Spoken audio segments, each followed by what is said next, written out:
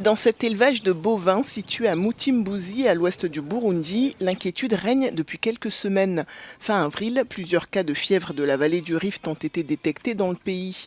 Cette maladie virale qui a déjà causé la mort d'une centaine de vaches se manifeste par des avortements inexpliqués et une baisse de la production de lait.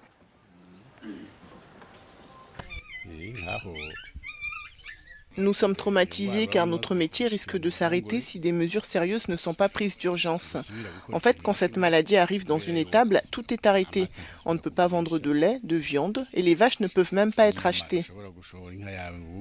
Les Burundais vivent essentiellement de l'agriculture. Ce virus pourrait donc avoir des conséquences désastreuses pour le pays.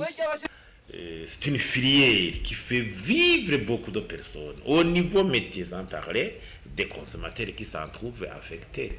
Aussi pour les éleveurs, aussi la rentabilité de leurs activités. Et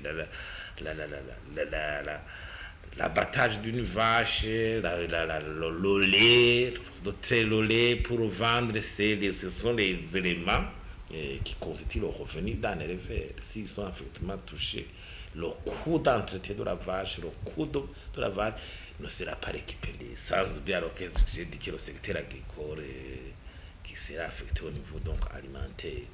Certaines mesures sanitaires ont déjà été prises pour limiter la propagation de la maladie. Les zones touchées, la restriction de tout mouvement pour les ruminants et l'interdiction de l'abattage doivent être respectées jusqu'à nouvel ordre. Face aux craintes des éleveurs, les autorités burundaises assurent que la situation est sous contrôle. Pour l'heure, il n'existe aucun traitement contre la fièvre de la vallée du Rift. Cette maladie, qui touche majoritairement le bétail, peut également se transmettre aux humains, mais dans des cas rares.